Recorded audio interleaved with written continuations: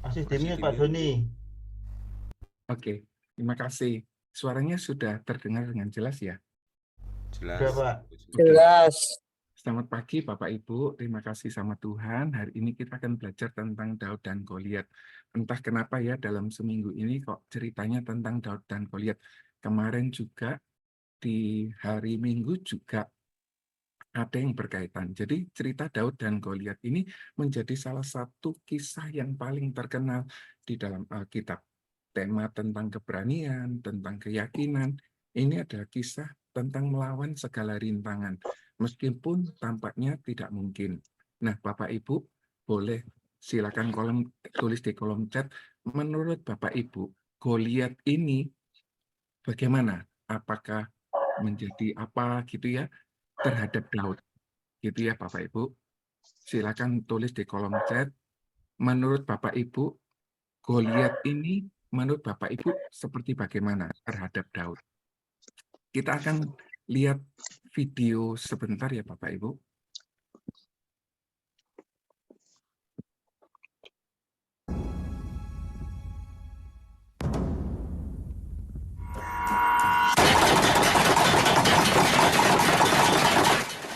To secure the promised land, the Israelites must defeat the Philistines. But King Saul has lost God's blessing. And now he faces the Philistines' greatest champion, Goliath.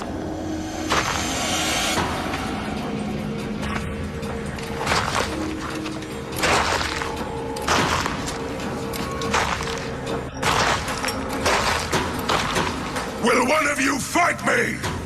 Israelites! You win! And the Philistines will be your slaves. I win!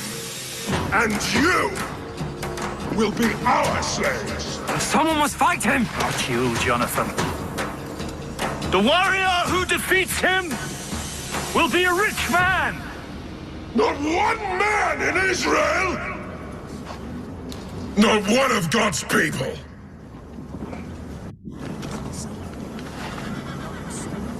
I'll do it. David, you're no soldier, you're a shepherd. Yes, a shepherd.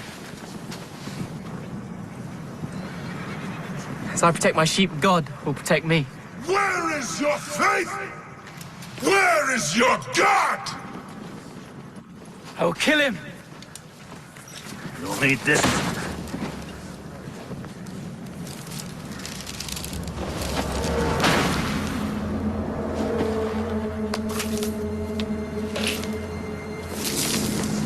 I'll be better without it.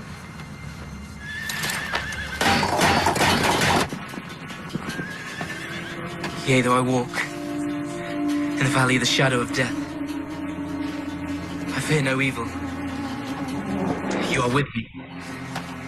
Thy rod and staff, they comfort me.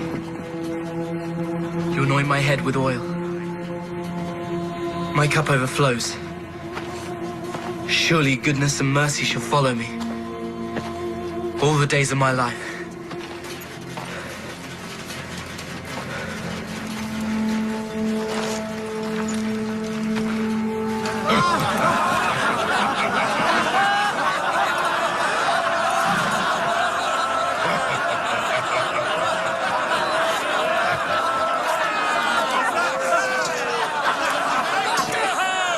Israel has found a champion!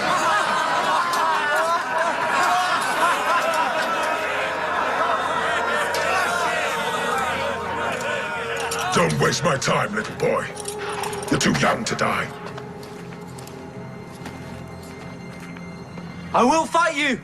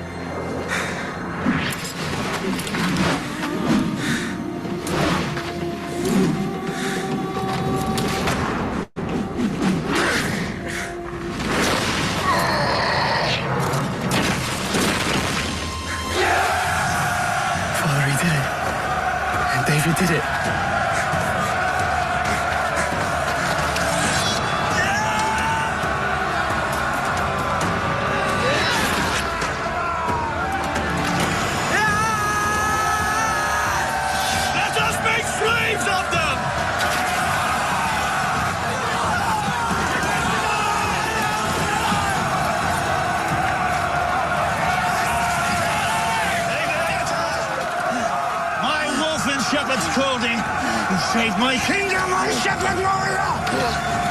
Come with me, brother. Oke, Bapak Ibu, ternyata Daud ini berasal dari seorang penggembala domba. Tapi dia dari keluarga seorang petani, jadi dari eh, eh, siapa ya, yang atasnya si Daud itu kan seorang petani yang Moab gitu ya, Bapak Ibu, sehingga dia punya apa yang namanya kesempatan hanya untuk melakukan banyak hal gitu, Bapak Ibu. Nah, ternyata Daud ini anaknya Isai, seorang yang tampan, disertai Tuhan, dia seorang pemain kecapi, dia dikasih oleh Saul, Bapak Ibu. Dia seorang muda, makanya itu dia tidak menjadi seorang prajurit.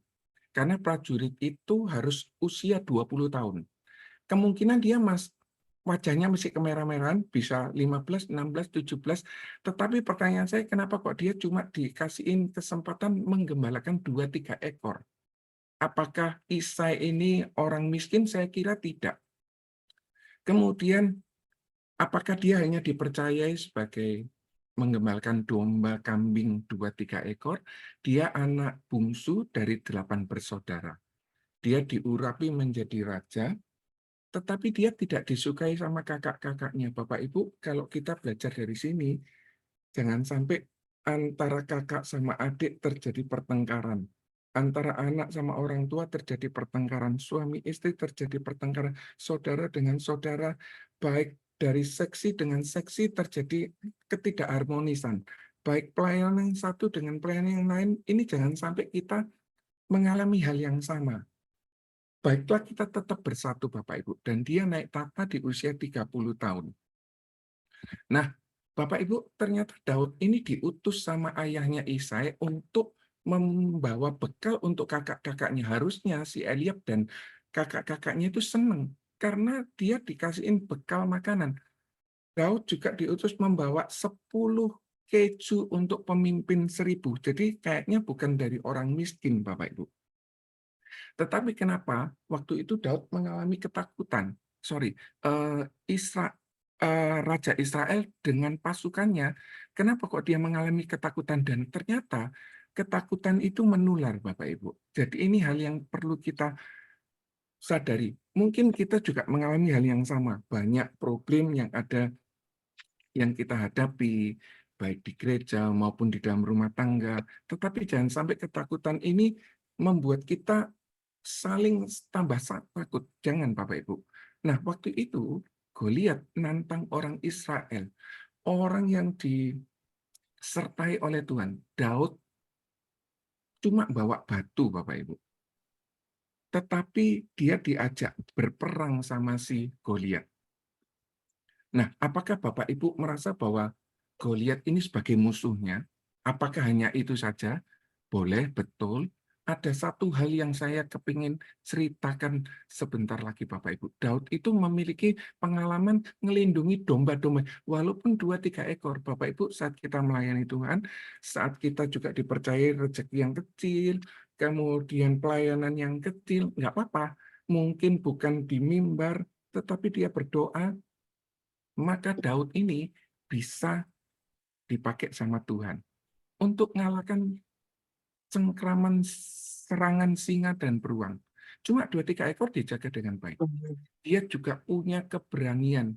Kenapa? Karena dia punya keyakinan yang kuat akan bantuan Tuhan. Sehingga keberanian ini nular, Bapak Ibu. Saat dia berhasil mengalahkan si Goliat, pertanyaan saya gini, apakah si Goliat ini pedangnya yang dipakai atau dia bawa pedang sendiri? Saya belum mempelajari sampai di sana. Kalau pedangnya si Goliat itu berat sekali Bapak Ibu. Kalau saya boleh ceritakan ini seperti kayak gini. Ini pedangnya besar Bapak Ibu. Nah, sedangkan Daud itu kecil. Saya 175. Sedangkan si Goliat itu hampir 3 meter. 6 hasta, 6 kali 45 tambah sejengkal 15 cm. Hampir 3 meter. Berarti hampir 2 kalinya saya. Itu pun dia punya keberanian. Dan keberanian itu nular saat terjadi kemenangan, seluruh dari rajanya, pasukannya, itu kerja bareng-bareng untuk mengalahkan si Filistin. Tidak cuma si Daud saja, Daud berperan satu, kemudian yang lainnya juga berperan sama. Ayo kita bekerja bersama-sama dan bersama-sama kerja untuk kita melayani Tuhan. Ada hambatan, kita pikirkan, kita carikan solusi yang terbaik, Bapak Ibu. Nah, persiapan rohani bagi Daud, si Goliat ini adalah lawan tanding yang sangat luar biasa. Kenapa? Membuat potensi imannya itu lebih gede. Saat dia mengalahkan singa beruang, imannya segini. Saat dia mengalahkan hal yang lebih gede lagi, padahal Bapak Ibu, prajurit Israel itu bukan cuma sekali aja memenangkan pertandingan. Dia memenangkan pertempuran berkali-kali, memenangkan peperangan itu berkali-kali. Tetapi kenapa kok hanya berbeda sedikit, 3 meter, dia takut gitu. Cuma satu kali. Nah, kalau itu misalnya dipanah atau di jarak jauh gitu, sebetulnya ya sudah pasti mati. Nah, jadi Daud ini memiliki lawan tanding yang membuat potensi iman si Daud naik, potensi iman prajurit naik, potensi iman Raja Saul naik, Bapak Ibu. Nah, pertarungan antara Daud dan Goliat ini, dia cuma ngambil 5 batu di sungai, Bapak Ibu. Tadi gambarnya itu hanya ilustrasi ya, video tadi. Jadi dia cuma ngambil 5, yang dipakai itu 1. Nah, pertanyaan saya sempat tanya sama teman saya yang ahli fisika, seberapa kuat sih orang lempar? Kalau misalnya orang ketatap, gitu ya, ya mungkin nggak sampai seperti Daud, tapi ini batunya itu bisa masuk. Itu karena batunya, Daudnya disertai sama Tuhan, Bapak Ibu. Sehingga bisa nancep dan si Goliatnya bisa jatuh. Entah kenapa kok di dahi dan dahinya dia bisa membuat si Goliat akhirnya terjatuh. Akhirnya si Filistin ini keluar, Bapak Ibu. Berlari karena dia akan dibunuh. Dari satu tempat ke tempat yang lain itu banyak orang-orang yang meninggal, Bapak Ibu. Kenapa? Karena Filistin ini harusnya ditumpas. Tetapi kali itu betul-betul ditumpas. Nah, pelajaran iman dari cerita Daud dan Goliat, Bapak Ibu, keteguhan hati. Cerita Daud ini mengajarkan bahwa keteguhan hati dalam menghadapi rintangan. Untuk Om Susanto Setiabudi tetap semangat ya. Untuk Om Daniel juga semangat. Untuk Tante Heni Oslianto semangat. Untuk orang-orang yang sakit tetap semangat. Keluarga yang melayani semangat. Pak Henry Wahyu juga semangat. Ibu Moses juga semangat. Semua yang menghadapi sakit penyakit tetap semangat, Bapak Ibu. Hanya ini yang saya bisa katakan, Bapak Ibu. Jadi keberanian dan keyakinan pada Tuhan itu mengubah segalanya. Bapak Ibu izinkan saya cerita sedikit ya. B ini cerita tentang birth, kelahiran. Kita bisa tahu kapan kelahiran kita karena diceritai sama orang tua. Nah, ada satu sisi kita dead, meninggal dunia. Cuma kita nggak tahu, keluarga kita yang tahu. Nah, di antara B dan C ini ada huruf C, Bapak Ibu. C itu choice. Apakah kita mau melayani Tuhan lebih baik selama ini? Jadi selama birth, ada orang yang dekat sama birth, masih muda, jadi dia belum bisa melayani Tuhan secara optimal, dia cuma rajin ke sekolah minggu, kemudian satu kali dia menjadi orang yang potensi atau produktif dalam melayani Tuhan. Nah, ini kita pakai Bapak Ibu. Soalnya di sini sampai sini itu dekat sebentar. Saya already 51 ya Bapak Ibu. Saya mulai merasa iya ya kok sudah badannya capek, enggak selincah seperti dahulu. Kenapa? Sudah mendekati sama D. Nah, antara sekolah minggu, sama kaum muda, sama kebaktian akhir pekan, sama keluarga muda, sama umum, sama senior, sama kaum wanita, semua kerjasama Bapak Ibu untuk melayani Tuhan. Kenapa? Yang keluarga muda nanti akan setor ke sekolah minggu anak-anaknya. Anak-anak yang sekolah minggu mulai besar, dia mulai melayani Tuhan. Karena kita juga butuh Bapak Ibu, orang-orang seperti ini. Nah, saya sudah 51 Bapak Ibu. Saya mulai bilang sama anak-anak, anak-anak, kamu mau enggak ya jadi guru sekolah minggu? Mau enggak kamu melayani Tuhan? Oh, melayani apa Om? Ya mungkin asyar, mungkin singer, mungkin pengkhotbah seperti guru-guru kalian, mungkin penjemputan, mungkin penilian jemaat, mungkin hal-hal yang lain. Nah, minggu yang lalu Bapak Ibu, Tante Vera cerita sangat baik mengingatkan kita jangan cuma kegiatan secara jasmani saat kita melayani Tuhan, tetapi juga rohani kita tetap disampaikan. Minggu kemarin Bapak Ibu, silakan lihat di YouTube-nya ada kesaksian yang sangat baik. 4 tahun menderita, tetapi akhirnya dia bisa mendapatkan sesuatu yang besar. Bapak Ibu, Goliat ini gede Bapak Ibu, 3 meter. Si Daudnya mungkin 1,5 meter, 1,75. Ini jomplang Bapak Ibu. Tetapi hal yang tidak yang mustahil ini bisa mengalahkan segala sesuatunya. Mungkin alami kesulitan demi kesulitan banyak Bapak Ibu. Ada satu cerita. Seorang anak ini, anak kecil SD, dia harus berjalan kurang lebih dari rumah ke sekolahnya, pulang lagi mungkin 2 atau 3 jam. Saya kalau dengar kayak gitu, sakno ya, kasihan ya. Tetapi anak ini satu kali jadi besar. Anak ini jadi tumbuh dewasa. Kakinya kuat, Bapak Ibu. Kenapa? Sejak SD sudah dilatih sampai SMA. Kenapa? Karena dia tidak punya uang untuk naik mungkin angkot, atau mungkin naik gojek, atau mungkin diantarkan orang tuanya. Kakinya kuat. Satu kali dia jadi salesman. Salesman dia narik, Bapak, saya dari perusahaan ini, mau cerita ini, ditolak, ditolak, ditolak. Mungkin kalau saya sudah 10-15 toko ditolak, saya sudah capek. Tetapi orang ini 50 toko, dia tetap jalani. Dan satu kali dia jadi seorang pemenang, Bapak Ibu. Kenapa? Di antara orang-orang yang tidak terlatih, dia punya keberhasilan yang sangat luar biasa. Dia door to door, enggak capek Bapak Ibu, karena dilatih sejak kecil. Nah, Daud juga dilatih sejak kecil, melayani Tuhan hanya 2-3 ekor kambing domba, tetapi dia jaga betul-betul. Nah, dia punya iman mulai meningkat. Saat dia mengalami Goliat, dia tidak takut. Sedangkan orang-orang lain yang sudah berpengalaman untuk bertanding atau berperang, mengalami ketakutan. Nah, keberanian ini akan menular. Keberanian akan apa? Keyakinan pada Tuhan bisa mengubah segalanya, Bapak Ibu. Nah, ketika kita berjuang dengan Tuhan, tidak ada yang mustahil kok yang untuk diatasi. Nah, kembali lagi yang terakhir, Bapak Ibu. Nah, saat seseorang sudah mulai usianya sangat banyak, mulai perlu melakukan regenerasi, Bapak Ibu. Kenapa tidak bisa lincah? Oleh karena itu, sekolah minggu perlu kerjasama sama kebaktian kaum muda. Kebaktian kaum muda juga perlu kerjasama dengan kebaktian akhir pekan. Kebaktian akhir pekan perlu kerjasama dengan kebaktian keluarga muda, karena mereka yang akan punya anak-anak yang akan disetorkan selama minggu. Kemudian ada yang bagian pendidikan jemaat. Semua jadi satu, Bapak Ibu.